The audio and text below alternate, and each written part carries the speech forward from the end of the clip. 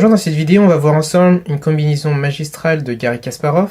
Avant tout ça, je vous invite à cliquer sur le bouton s'abonner si ce n'est pas encore fait pour recevoir mes prochaines vidéos. Et c'est maintenant que ça commence. Donc cette partie a opposé Garry Kasparov à un joueur amateur, c'est joué en 2015 lors d'une simultanée. Donc Garry Kasparov avait les blancs. Dans cette position, Garry Kasparov a joué le meilleur coup et ça a débouché sur une combinaison magistrale. Donc maintenant c'est à vous d'essayer de la trouver. Donc c'est un entraînement aussi. Je vais vous donner mon analyse de la position. Donc si vous voulez vraiment résoudre cette position sans aide, mettez sur pause, réfléchissez. Et quand vous avez trouvé, on va vérifier ensemble si ce que vous avez trouvé est bon ou pas. Donc dans cette position, le roi noir est très faible. La seule pièce qu'il défend, c'est le cavalier en F6. Le cavalier E7 pourra le défendre aussi. Donc on va dire que ça fait... Allez, on va être gentil, on va dire que ça fait deux pièces qui défendent le roi. Et pour les blancs, il y a le fou C4 qui attaque le roi. Enfin, de façon indirecte, mais ça attaque le roi. Les pièces blanches peuvent facilement attaquer le roi. Par exemple, G5 peut ouvrir la position, peut ouvrir la colonne G pour les blancs. Le cavalier F3 peut facilement rentrer en action. La dame D1 peut facilement jouer aussi. La tour E1 peut facilement jouer. Par exemple, en allant E3, G3. Si on ouvre la colonne G. Donc c'est vraiment facile pour les blancs de jouer. Et c'est ce qui fait que la position des blanches est vraiment gagnante. Maintenant, si le roi était en B8, la position des noirs ne sera pas si mal que ça. Et en fait, les blancs seront mieux, mais je pense pas gagnants. Après, à vérifier avec l'ordinateur. Mais pour moi, c'est clair que la position déjà des noirs sera meilleure. Et elle sera peut-être probablement pas perdante. Donc voilà, dans cette position... Comme j'ai dit, vous avez les blancs. Il faut essayer d'exploiter le fait que le roi noir soit pas très bien protégé. Et pour ça, je vais vous donner la solution, celle que Garry Kasparov a joué. Donc Garry Kasparov a joué fou en F6. Voilà, l'idée c'est d'ouvrir la colonne G, créer une faiblesse en F6 et de faire jouer toutes les pièces blanches. Donc là, il y a deux possibilités. Soit pion prend F6, soit cavalier G6. Donc moi j'aurais préféré cavalier G6. En fait, pourquoi? Parce que c'est meilleur positionnellement. Maintenant au niveau du matériel, c'est mieux de faire pion prend F6. Pour pas avoir de matériel en moins, mais la position des noirs est tellement mauvaise positionnellement qu'ils vont perdre en fait. Sur pion prend F6. C'est ce qu'il y a eu pendant la partie.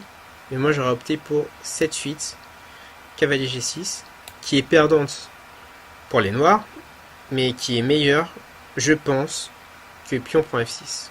Avec les blancs, j'aurais joué cavalier H4, tout simplement pour échanger mon cavalier contre son cavalier. Donc en fait, ce qui se passe, c'est si cavalier prend H4, fou prend H4, en fait, ça permet d'améliorer le positionnement de mon fou, et j'ai toujours un avantage. Donc en fait, ça améliore ma position, et s'il prend mon fou, et ben je fais cavalier G6, et les pièces blanches peuvent facilement rentrer dans le camp des noirs. J'ai toujours mon avantage matériel aussi. Et les noirs peuvent quasiment abandonner dans cette position en fait. Donc on va regarder ce qui se passe sur le prochain coup. Voilà, cavalier H4. Donc là je peux faire fou pour H4. Et je suis mieux. Et sinon, pion prend F6. Donc le pion prend le fou. Et avec les blancs, je joue cavalier G6. Le pion peut pas prendre parce que si le pion prend, il se met en échec. Donc ça c'est pas possible. En plus j'attaque la tour. Donc mon adversaire est plus ou moins obligé de bouger la tour. Je pourrais jouer dame H5 par exemple. Après. Ou tour E3. Je suis pas pressé. Et les blancs sont totalement gagnants en fait. Donc on va retourner à la partie. Donc on a pris. Les noirs ont pris en F6. Maintenant, j'ai les blancs. L'idée, c'est de faire jouer toutes les pièces blanches. On est Garry Kasparov, on a l'initiative. Donc dans cette position, donc je vous laisse réfléchir comment exploiter le mauvais positionnement du roi noir. Donc Garry Kasparov a joué dame D2. Ça attaque le pion. Ça permet à la dame d'aller en H6, de réduire les cases de fuite pour le roi noir. Ensuite, on pourra jouer par exemple cavalier H4, tour E3, et la tour E3 la mettre en G3, et ça donne échec et mat. Bon, bien sûr, les noirs vont jouer, mais ok, c'est une pensée schématique, mais ça aide à attaquer. Donc ensuite, après, il faut calculer les variantes. Et ce coup a l'air pas mal. Maintenant, sur roi H7, alors je me rappelle plus si c'est le coup de la partie ou pas, mais sur roi H7, on peut jouer un coup actif. Comme par exemple, on peut jouer deux coups, par exemple cavalier H4 ou tour E3. Maintenant, est-ce que c'est le meilleur coup? Alors, c'était une proposition. Ah oui. Donc, les noirs peuvent jouer cavalier G6. Donc, ça, c'est ce qui n'a pas été joué. On va voir la suite qui a été jouée après. Sur cavalier G6, ben, je peux faire simplement dame H6. Dame H6. Et vraiment, l'idée, c'est d'attaquer le cavalier en G6. L'idée, c'est de faire dame prend G6. Et le pion ne pourra pas reprendre parce que le roi est mal placé.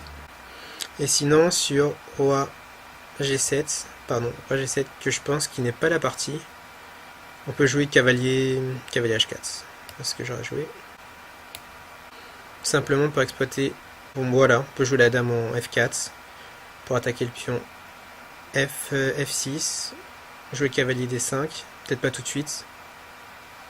Le fou en D3. Pousser en E5, le pion 4 en E5. Vraiment avoir de l'attaque. C'est vraiment avoir de l'attaque. Et pour les blancs, c'est facile de jouer. Donc après, on n'est pas tous Garry Kasparov.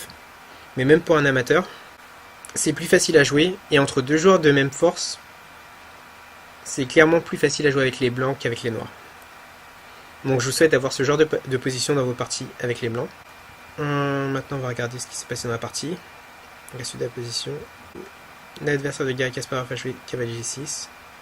Garry Kasparov a joué dame H6. C'est vraiment l'idée. Et l'adversaire de Garry Kasparov a joué. Et on va voir ce qui se passe sur cavalier E7.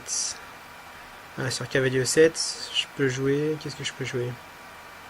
Donc je vais pas jouer dame G6, tout simplement parce que cavalier prend G6 et je suis pas très bien. Je peux jouer cavalier H4. J'ai peur de dame G4, mais en fait, non, il n'y a rien. Parce que si on joue dame G4, en fait, ce qui va se passer, c'est très simple. Sur dame G4, je peux jouer tour E3. J'ai pas peur, en fait. Ou sinon, je peux même jouer cavalier F5, mais pour moi, c'est plus logique de jouer tour E3. Donc sur cavalier 7...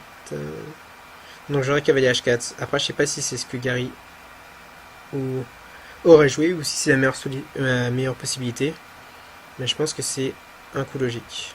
Cavalier H4, voilà. Ouais, voilà, c'est exactement ce que j'avais noté dans mon analyse.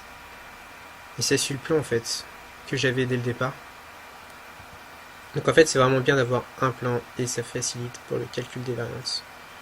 Maintenant, l'adversaire de Garry Kasparov, en fait, a pas joué cavalier E7, il a joué F5. Sur F5, en fait, c'est simple. Donc ce que je vais faire sur F5, c'est que je vais prendre... Donc vous avez les blancs, c'est à vous de jouer, et vous devez réfléchir, qu'est-ce qui est le mieux pour les blancs dans cette position. Maintenant, avec tout ce qu'on a vu avant, c'est vraiment facile de trouver. Donc je vais donner directement la réponse, qui est dame G6. Donc sur dame G6, en fait, l'idée, c'est de prendre le cavalier.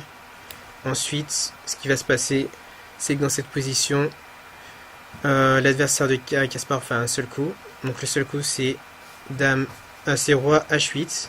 Dans cette position, justement, sur roi H8, qui était le seul coup, Garry Kasparov va jouer un coup. Donc je vous laisse deviner, mais c'est assez simple, assez facile. En fait, l'idée, c'est qu'il veut toujours avoir une menace de mat et avoir l'initiative. Et le seul coup pour menacer mat, c'est dame H6, qui menace pas mat directement, mais qui menace mat au prochain coup. Parce que les noirs ont un seul coup qui est forcé, et dans cette position, ce coup forcé est roi G8. Et sur roi G8, maintenant, Garry Kasparov va jouer un coup. Et je pense que vous l'avez trouvé, il est assez simple à trouver. Donc dans cette position, Garry Kasparov a joué. Donc si vous n'avez pas trouvé, mettez sur pause. Et si vous avez trouvé, on va voir ensemble le coup. Et on va voir si vous avez trouvé le bon coup.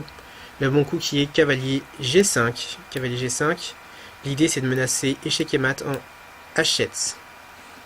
Maintenant, ce qui aurait été bien, c'est que les noirs puissent jouer F6. Mais le problème avec F6, c'est que c'est pas possible. Parce que le fou est sur la